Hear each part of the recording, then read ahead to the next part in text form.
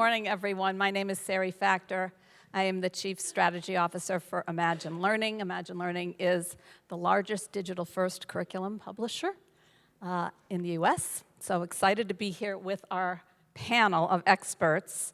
Over the past several years, the educators, district leaders have faced a daunting challenge of navigating a highly politicized environment. I know I see people nodding their heads. And for too long, K-12 systems have de-emphasized the importance of social studies and civics, often citing a lack of resources and competing priorities.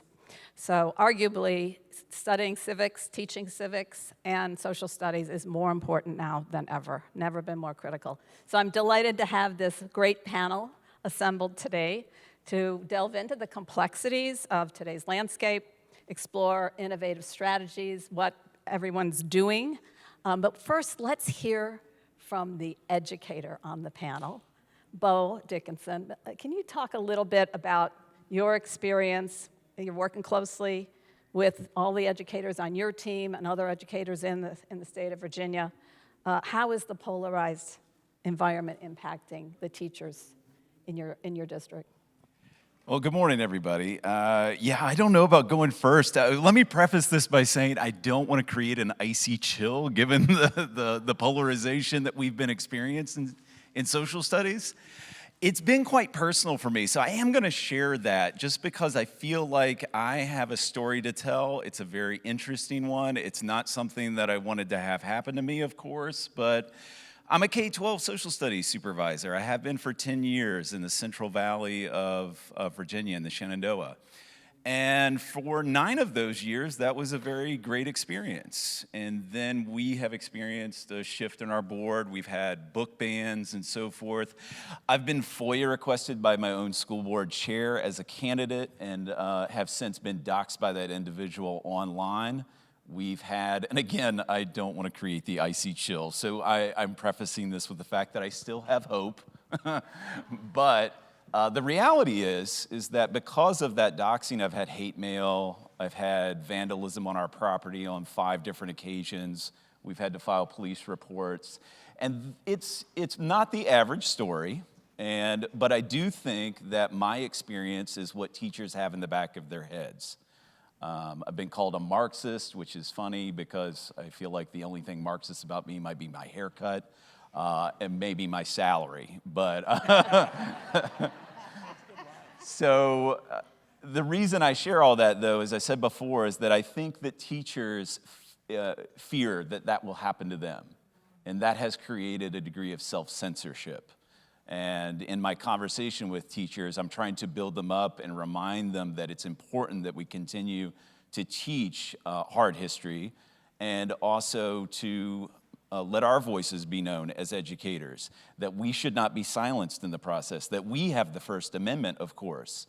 And as social studies teachers, it's hard to have your own political opinions, and there is a time and a place for those opinions, of course, typically not the classroom, but we do need to speak out and defend our discipline and our practices. And I'll never forget the day that a 2nd grade teacher asked me if it was okay to still teach about Rosa Parks. And I just thought for a moment, if we have made Rosa Parks and her story controversial, how are we going to teach about Tulsa? And how are we going to teach about the Vietnam War, and how are we going to teach about the insurrection at the U.S. Capitol? These are all things that we need to confront and own in social studies and create an environment in which students can learn about them and have their own opinions. But we need to navigate what are closed debates and what are open debates. And I feel like we're in an environment where folks are trying to force open closed debates. And that puts teachers in a very difficult position, because saying that this is a closed debate, by saying that enslavement and slavery was the central cause of the Civil War, which I would have never considered an open debate under any circumstance, are some of the conversations and some of the phone calls I'm having to confront with parents. And I feel like this environment has brought that upon teachers. But I am hopeful because I see it turning, and I see it turning in our favor. And I see that happening because teachers are speaking out, and they have a sense of agency. So Fantastic. I'm feeling good about the future. That's good. Now, Kathy, you're involved in preparing educators to teach in the social studies and civics classrooms. What are you hearing? You don't have to turn it on or anything. Oh, it's on? Okay. So ask me the question again. Sorry. Sure. What are the educators that you're involved in training to teach in the social studies and civics classrooms? What is their experience on the ground? What are you hearing from them? Lots of seats in the front, guys. We could take a second before Kathy speaks. Come on down. Be part of the community. Yeah, for sure. So I'm a professor at the University of Kentucky. I've been there for about 20 years, and before that, the University of Virginia, preparing social studies teachers to take on a great profession.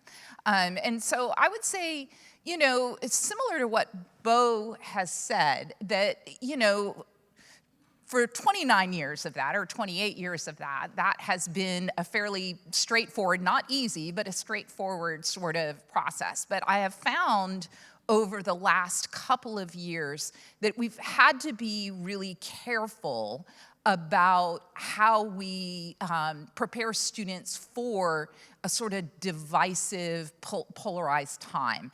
So the work that I do is in inquiry. I'm part of the inquiry revolution, the C3 inquiry revolution, where students in social studies we're training teachers to frame their curriculum with questions, to have students look at a variety of sources, and then to come out the other end of that with their own evidentiary argument around those questions. And I can see my social studies teachers are going, yes, I get you. So we're doing that in the program. What I'm finding is we have to be a little careful about the kinds of questions that we're asking. And so I'm spending a lot more time talking about what is a productive, compelling question, not just a compelling question. How do we create space and a more inclusive environment so that it doesn't go DEFCON fire, when you have students doing inquiry. And I think for more seasoned teachers, that's a hard enough task, as Beau was saying, because it requires cultivating parental trust. And a brand new, never been in a classroom student teacher, first-year teacher, isn't gonna have that built-in trust. Like, I've known Ms. Swan for 10 years. I trust what's happening in her classroom. And so I've found myself telling students my current students to pull back just a little bit first or second year. Doesn't mean don't do social studies, doesn't mean don't do good inquiry, but if you're gonna do something really contentious, bring the principal in, bring your department chair in, make sure that you're getting sort of good feedback, because we're living in different times. And I want you to be in the profession 10 years from now. So I don't know if that's helpful. Louise, as CEO of iCivics, arguably you and your team have done so much to put civics back in the center of the agenda in the classroom. Talk a little bit about what you're seeing. Yeah, well, thank you. First of all, so nice. Michael and I were having a debate, and I said, nobody's going to show up. Civic engagement, it's not the purpose of this conference. And then we said, but there are educators here. They're going to show up. So we're really happy that you're here, focused on what we think is one of the most important topics that we have, not AI. But it is about our duty to put civic readiness as part of the purpose of education. So we have a challenge right now about how intentional we will be about what we want education to be, right? And career and civic readiness are not two different things. They're one thing. And we need to make that point clearly to all administrators, and to ensure that that has a real palpable feel to it. So what we're doing at iCivics is we have a Civics Now coalition, and there are several here who are a member of the coalition, and I appreciate the support. And we have banded together 334 member organizations all across the political spectrum to say that civics and civic engagement are not partisan debates. They're not a partisan issue. They're a American issue. We absolutely need to invest in civics if we are going to retain what is exceptional about our country. So what we are doing, we have a 6-person policy team. They work at the state level, and they work nationally or federally. At the state level, we work in 40 states, and I can tell you what the 9 ones that are not covered yet, and you can volunteer to lead a coalition in that state. And we argue for only bipartisan legislation in which we get more mandates for civics, more time in the classroom, better standards, and additionally more funding for professional services in the way that Kathy was talking about. That is definitely all needed. What gives me hope is that we have passed 14 new pieces of pro-civics legislation in the last year alone. If you look at the divisions, you're going to find a whole lot of polling that tells you that young people are just soured down on democracy and so on and so forth. But you will also find polling that is very clear about the level of attachment of the average American to our Constitution, to our rule, to what makes our country work. And that is the pool of positive emotion that we need to draw on to build coalitions across the aisle, to pass all these necessary things and to change the current situation and give cover to educators, great educators like Beau. Thank you. So Kathy, let's talk about the standards and how states and districts are changing the standards. I think you've got 38 states now who've signed on to some version of the C3. Could you talk about C3 and the evolution of it and what's happening? I could talk about it a lot. lot. So I'll try and keep it brief. You're welcome. So in 2013, we published the C3 framework, the College Career and Civic Life Framework for Social Studies. And in that great document, we talked about sort of the magic of social studies and the importance of the inquiry process that's at the heart of social studies. So we talked about 4 dimensions of 4 things. One is that inquiry begins with a question. Social studies should begin with good questions. That we should use the disciplines, right? Civics, economics, geography, and history as ways to examine those questions. And then we have students to examine sources, use evidence to answer those questions, and then ultimately, we have students express those understandings in really meaningful ways, and we hope take informed action. And those 4 dimensions make up the backbone of this inquiry arc that's at the center of the C3 framework. And the reason that I say all of that is because I love saying it, but also because 10 years later, 38 states have used some or all of that inquiry arc to sort of change up, at least from a policy perspective, what they're doing with their state social studies standards. And so that's a game changer. Now, whether that's trickling down into classrooms, there's a question about that. But at the state level, we are starting to see a shift in how we talk about history, how we talk about civics, how we talk about economics and geography and the social and behavioral sciences, not just content, right, that we have to learn this content, but it's married with these important essential skills, inquiry skills that really animate that content. And that's a game changer in social studies, that would be instantiated into sort of public or school policy. So what does it look like in Virginia? Oh my goodness. So in Virginia, it's very much, well, I know we're a national audience, so to provide a little bit of context, Governor Glenn Youngkin came in on a wave of post-pandemic grievance politics, and that was largely centered upon public schools. So we've been living that, but within that attack, and largely in part of his attempted rewrite of our curriculum, social studies teachers actually started to speak out And there was a grassroots campaign in Virginia that actually halted the rewrite of our standards.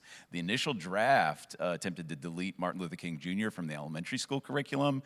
It referred to Indigenous Americans as America's first immigrants. And teachers were incensed, as they should be, by that. You could hear that in the room. And we started to speak out, and that grassroots effort actually came before the Virginia Board of Education, and teachers in hours of public comment and in social media memes and in actually offering up their own version of the standards that they dropped on the governor's desk, which I'm sorry was just badass for teachers to do something of that nature, showed me and gave me hope that we will defend our discipline when we confront these very difficult waters. So that makes me very, very hopeful. In the end of that process, we saw still a rewrite of our curriculum, but the solution, and this speaks to, I think, what we've been challenged with social studies for a long time, is having an excessive amount of content and trying to elevate skills in the process and preserve our democracy and the dispositions that we hope to instill in our students. So 180 school days, and we have a curriculum now, and the solution to the political debate in Virginia was who's in, who's out, became quite controversial, as it always is. You've probably experienced that in your own states. But the solution politically was to just put everybody in to appease everyone. And what are we doing to students and classrooms and teachers, of course, is making something that was excessively rote even more so and even more challenging to teach. So I see C3 as this historic opportunity to really reframe what we're doing and provide an off-ramp from content-heavy curricula and really give teachers an opportunity to prioritize what they teach and think more thematically and conceptually. So C3 I see as the solution to not only No Child Left Behind, but now what we're seeing as a result of some of these political efforts to weaponize public ed. I thought you were going to jump in there. Yeah, just one, C3 has laid the groundwork, and it's been tremendous work, and I think there's a consensus around the approach, and it's very helpful. I will say that 300 of us got together and wrote a report called Educating for American Democracy, which you should take a look at. It adds meat on the bones, and it tries to solve the problem that Beau mentioned, which is that there's content and there's skills, and there are two separate things. This actually closes the loop and is useful to educators to take a look at. It's a set of questions, we call it the roadmap, and it is really a way forward that acknowledges that we don't all agree, right? And that we still need to go forward. Great, great. We're going to turn a little bit now to media and the use of media to engage students. We're going to tee up a couple of videos, one from a new program that Kathy worked on called Traverse.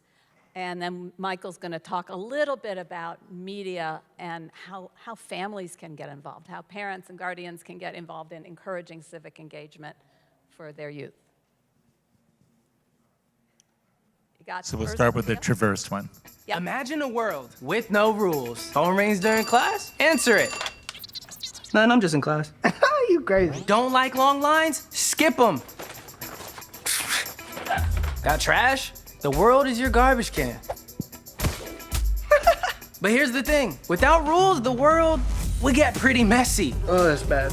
So if we live in a society, we agree to a social contract. I don't remember signing anything. You didn't. It's not a physical contract, but you give up some freedoms to protect other freedoms, and as a result, benefit society. Sometimes the social contract takes on the form of actual rules or laws, like no littering, no stealing, no speeding in a school zone. But other social contracts are more understood than spoken. Waiting in line. Hey, yo, let me get by you. Not interrupting. See, for real? Not eating off strangers' plates at restaurants. The rules we need to get along. What social contracts do you follow? You can really see how that could be engaging for a high school student. Yeah, thanks, Sari. And so I come to this wearing a couple of hats. One, working with iCivics now on the dissemination of their great games-based work and national coalition building work, but also as a former senior exec at Paramount, just left a month or so ago, developing a new way of thinking about engaging the demand side for civics, which is how to make civics, dare I say, cooler, how to make civics something that's really, really fun. I think that's a great example of something that would work very well in schools. And we set out to reinvent, how many people here have heard of Schoolhouse Rock?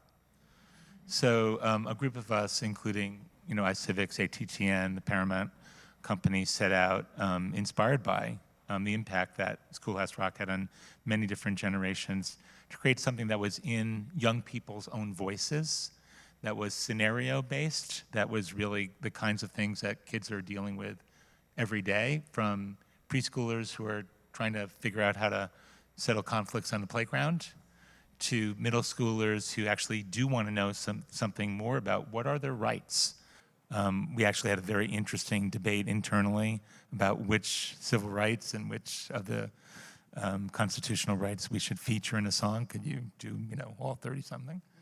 And I had to convince some people who will not be named that we did have to include the right to bear arms. So these are being distributed free of charge via iCivics.org. iCivics.org/wellversed. And also, if you want to see the whole series bundled together, you can go to the Nickelodeon YouTube channel.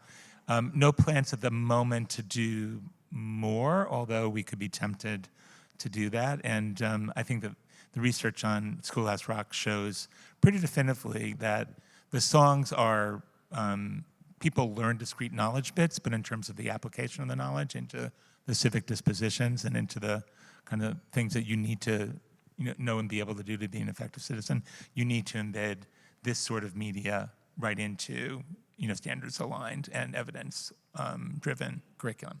So that's a Great, little bit thank about you, what we've been Michael. doing. That's great. So Louise, it's an election year. How can educators and school and community leaders guide students and really foster a healthy school culture? What would your recommendations be in an election year? How do we go about that? Yeah, so I'm not going to answer that question. I will let our educators answer that question. We went out, we have a 400-member iCivics educator network. We asked them, what are you planning to do? What is going to feature in your classroom? And we got back a range of responses, and we played a little game. We read all the responses, and we didn't say who it was or where they were from, and it was pretty obvious. So it kind of depends is the answer. And a lot of our educator network folks have over 20 years of experience. They are very knowledgeable and competent teachers, and the most prevalent response was, I'm afraid. I'm approaching this with trepidation. I don't know what to do. I've delayed it till next year. I would have started this semester, but I'm delaying it. And then some folks, and I think this is what Beau was talking to, the hope comes from those who have found a way through. Some of the suggestions that they made are, we are going to have debates from different points of view. We're going to talk about skills about civil dialogue, and we're going to go back to primary sources and documents. The feeling among our educators is that people say our young people are apathetic. Not really. They're simply not interested in the current race, right? They don't feel there's anybody representing them. And so some of our educators last go around showed the debate and decided not to do that again this time. But that doesn't mean there aren't things that they can do. So we at iCivics will have an election landing page with all sorts of election-related free resources that we'll make available this summer. And that includes lesson plans for all grade levels, and that includes links to other organizations and other resources that educators can use. We teach about 9 million kids, 145,000 educators, so they come to us from all different backgrounds and all different places, and yet they are all committed, but they need support. So if you are an administrator, this is so, 1 in 3 administrators have gotten threats and violence threats over this issue, that I understand that that's difficult. I also understand that educators need support in the classroom, and not teaching the election is not an option. So what will you be doing, Beau? You've got teachers on your staff and your team that are on your faculty. Very much agree with that sentiment that we need to lean in, and we need to build up the teachers that are somewhat timid and recognize the environment and understand their fear, but also support them in doing what needs to be done in terms of their curriculum. They can't shy away from these topics. And I think students do want to talk about it. Students like to talk about what's provocative. I mean, that's what's interesting about social studies, is what's provocative and encourages discourse and dialogue. And I think when students have the opportunity to dive into that and find their own opinions, of course, that's what resonates, and that's what brings social studies to life in classrooms. You said it depends on many things, and it can be rather gray. I very much agree. In school districts, and I would speak to inquiry, in districts where we are framing curriculum through inquiry, and we are equipping students with the skills and creating the learning environments where debates can be had, and we are living and modeling what it means to be a pluralistic society, I think you have to create the environment where that thrives. And I think inquiry as a methodology does that. In school divisions where we are approaching things in a very rote fashion, where it's just about content memorization, we are not teaching students skills like civil discourse and how to engage in dialogue and how to discover your own opinion and ensure that that opinion is, of course, informed, and how to vet resources and understand what is a verifiable source. Those are essential skills that get pushed to the wayside. Say in Virginia, if we implemented the rewrite of the curriculum standards that adds 132 content standards to an already existing unwieldy curriculum, we just won't have time to do that. So we need to lean in and find time to teach skills and content, and inquiry brings those together. Other suggestions? Yeah, I mean, I guess I would build on that notion of pluralism, that inquiry sort of privileges pluralism. And I think that's the safety net for social studies teachers. So I was thinking about this question this morning, and I was thinking about, when I talk about inquiry with teachers, we talk about three things: questions, tasks, and sources as sort of the elements. So as a teacher, I would be thinking, what is the question that is going to be most productive? So a compelling question could be, you know, should there be voter identification laws? I probably wouldn't use that because it traps students into a yes-no. I might ask the question, how can we make voting more inclusive, right? Then all I can see, you go, oh, okay, I see the possibilities there. And then I would put an array of source work in front of students so that whatever answer they're developing is evidentiary. They're relying on the sources. So whatever parent or administrator comes into my classroom, I have a defense of how I'm approaching this, that it is a very inclusive, pluralistic inquiry approach where I'm not privileging crazy. I'm not saying that because I don't like to privilege crazy, but that there's enough space that students can find their own way out. They can wrestle and find their own way out using and they have to confront other ways of seeing the world, right? And I think that's important, that students not only are able to sort of double down on how they think using sources, but they're also able to sit across the table from somebody who sees something totally different, but also has an evidentiary argument. And that deliberation and that back and forth is something that obviously we're missing in the larger democracy. And so classrooms can be this place that if we construct enough trust, that students might be able to have those conversations. So that's, I guess, what I would build on. Excellent. All right, we've got about 5 minutes left, so I'm going to do a little lightning round here and end on a positive note. What gives you hope as you are working to prepare that next generation for democracy and active citizenry? Beau, why don't you lead us off? Teachers are leaning in, and to go back to Virginia, we saw that and we heard their voice, and it resulted in enacting change for the betterment of schools and students and communities.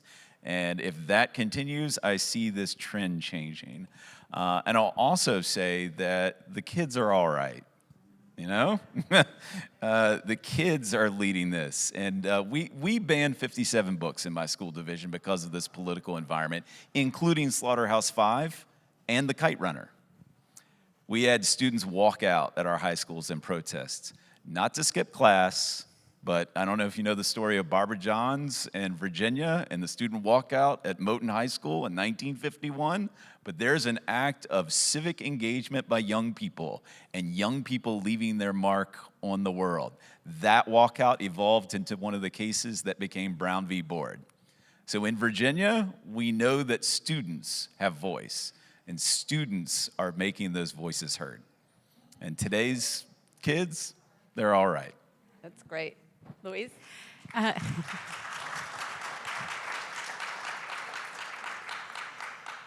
I'm going to answer a little bit different way. So I've been coming to this conference for a very, very long time, since it was in Arizona.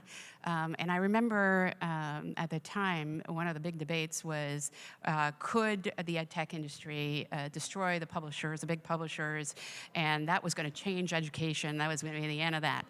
Then after that, it came here, and we were talking about ed tech, something else, personalization, this or that or the other thing. And I think what gives me hope is that we are talking about real things now. We're talking about what education is about, what our values are, what we're trying to do. We're trying to be intentional about what education is used for, and that feels real to me. And that feels hopeful.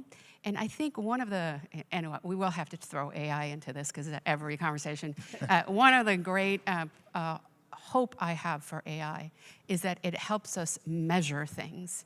As a lot of the reasons why this entire industry was designed to get one test score up from an ELA bubble test is because you couldn't measure the real stuff.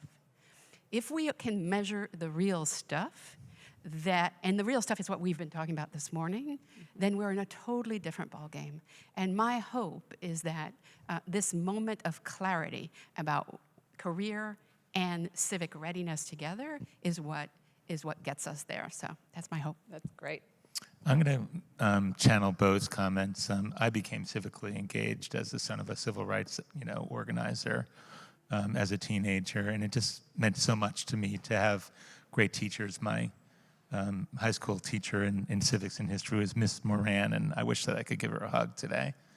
The kids are all right, I agree, Beau, and I think that the teachers are more than all right. Just thinking about who's in this room would probably reach collectively thousands, if not tens of thousands of kids, every single day. And during my formative youth, I got very, very interested in, obviously, the civil rights work that my dad was doing, but also the heroes of the civil rights movement who, unfortunately, my two, Robert Kennedy and Martin Luther King, were taken away from us during a time of great tumult that's similar in some respects to what we face now. And I just want to close my very quick comment by quoting Bobby Kennedy. "This world demands the qualities of youth, not a time of life, but a state of mind, a temper of the will, a quality of imagination, a predominance of courage over timidity, of the appetite for adventure over the love of ease." Our democracy is fragile. We got to spend every single day fighting for it. Absolutely. Yeah. I know, right? All right. I don't know if this is going to be clap-worthy. So, but what I guess I was thinking about that question, and I was thinking I'm just getting ready to launch a group of pre-service teachers into the world after spending an intensive year with them. And I always get a little sad when I'm saying goodbye to them, and I'm at the same time bringing on a new group of students. And I almost have a resentment towards the new students. Don't tell them yet. It'll change. But when I meet them next week, I'll come back alive. It's a grieving process because I have to say goodbye and hello again. And I say that because at the end of the day, when I feel no hope, I think about great teachers. I think about the students, the teachers in my classroom, and no matter what we've thrown at teachers in the last 4 years, whether it was the pandemic, whether it was this crazy polarization, whether it's, an administrator's dumb idea that they got going to a conference and coming back, and now it's the new thing, teachers withstand all of it, and they keep coming back doing great things in their classroom. And so I guess my great hope is that teaching is going to stay teaching and teachers are going to do what they're going to do, and I like the kids too. All right, that's it. Great. So for all of you in the audience who are educators and those of you who raised your hand that said you've got kids in the K-12 system, do what you can to support the teachers. This fall will be challenging. We know it will. We all need to do everything we can. You had a quote, I've got a quote from Thomas Jefferson, who said, "An educated citizenry is a vital requisite for our survival as a free people." Let's do it. Thanks for joining us this morning.